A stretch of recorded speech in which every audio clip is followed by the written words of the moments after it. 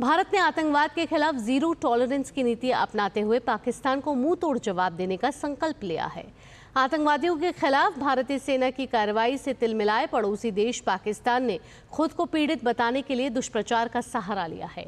पाकिस्तान के कुत्सित प्रयासों के खिलाफ भारत के सांसद मुखर होकर टिप्पणी कर रहे हैं। कांग्रेस सांसद शशि थरूर के नेतृत्व में सर्वदलीय प्रतिनिधिमंडल कोलंबिया के दौरे पर है।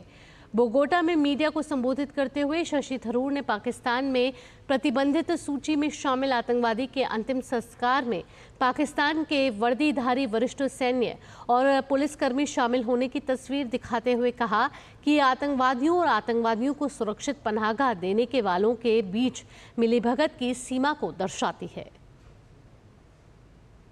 In fact, the next day there was a well-publicized funeral of one of the terrorists on the sanctions list, and you will be interested to see that that funeral was attended by uniformed senior military and police personnel from Pakistan.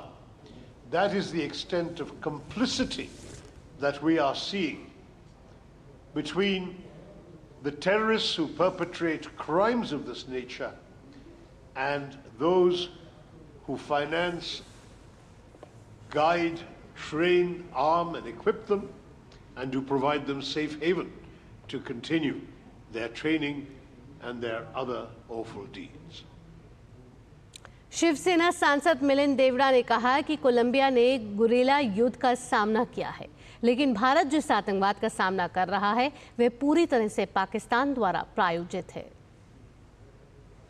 Besides the issue of terrorism, which, as I said, there are fundamental differences. While you have faced some form of guerrilla warfare, which we have also encountered and continue to encounter in some parts of India, with what's called Naxalism or left-wing extremism. With Pakistan, we're facing a very different kind of terrorism. This is, as the image rightly illustrates, it's pure state-sponsored terrorism. And that is the distinction, that is the message we wanted to bring from the people of India to you, that we want to strengthen these cultural connections, we want to strengthen these economic connections, and we want to strengthen the mutual respect for the people of Colombia and India who have been victims and continue to be victims of terrorism. Shiv Sena सांसद श्रीकांत शिंदे के नेतृत्व वाला सर्वदलीय प्रतिनिधिमंडल पश्चिमी Africa देश Sierra Leone के दौरे पर है। प्रतिनिधिमंडल ने सियरा लियोन की राजधानी फ्रीटाउन में विदेश मामलों और अंतर्राष्ट्रीय सहयोग पर संसदीय समिति के अध्यक्ष मोहम्मद बंगोरा से मुलाकात की। पहलगाम हमले और ऑपरेशन सिंदूर के बाद भारत के 7 सर्वदलीय प्रतिनिधिमंडल साझेदार देशों का दौरा कर रहे हैं।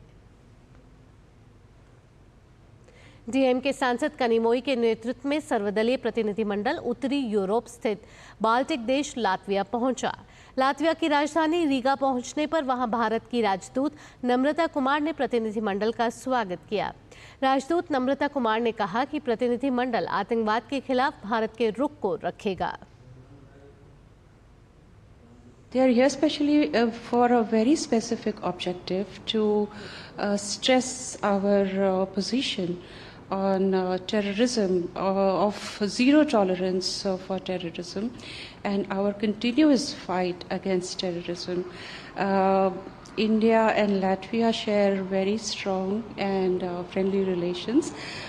This is also testified with the fact that last year we opened our resident mission here, which shows that the bilateral relations between two countries are growing.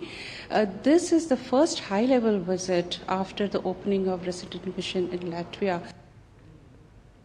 आतंक के मुद्दे पर पाकिस्तान का पर्दाफाश करने के लिए दक्षिण अफ्रीका के दौरे पर गई भारतीय प्रतिनिधिमंडल की यात्रा को भारत के उच्चायुक्त प्रभात कुमार ने सफल बताया है। एनसीपी एससीपी सांसद सुप्रिया सूले के नेतृत्व में सर्वदलीय प्रतिनिधिमंडल दक्षिण अफ्रीका के दौरे पर है। दक्षिण अफ्रीका में भारत के उच्चायुक्त प्रभात कुमार ने कहा कि दल की यह यात्रा सफल रही। अच्छी मीटिंग्स हुई, पॉलिटिकल पार्टी से हुई, गवर्नमेंट से हुई, इंडियन कम्युनिटी से हुई, थिंक टैंक से मिले, और तो सभी को जो विचार भारत से आ रहा है उसको बताया गया और लोगों ने समझा और सॉलिडारिटी व्यक्त किया कि हाँ, जो भारत कह रहा है वो सही कह रहा है। तो इस तरह से अगर देखें तो बहुत ही सफल यात्रा रही है हमारे पार्लियामेंट्री जो डेलीगेशन की। भारत और दक्षिण अफ्रीका का संबंध बहुत पुराना है और अपार्थाइड के समय में हम साथ में थे, हमने उनका साथ दिया था। इसलिए वो अफ्रीकन नेशनल कांग्रेस और साउथ अफ्रीका, दक्षिण अफ्रीका हम हमेशा हमारे साथ रहेगा। भाजपा सांसद बैजयंत पांडा के नेतृत्व में सर्वदलीय प्रतिनिधिमंडल सऊदी अरब के दौरे पर है। प्रतिनिधिमंडल ने दिरिहा का दौरा किया। दिरिहा एक यूनेस्को विश्व धरोहर स्थल है और मिट्टी के शहर के रूप में जाना जाता है। ये स्थल अपनी पारंपरिक मिट्टी ईंट वास्तुकला के लिए जाना जाता है।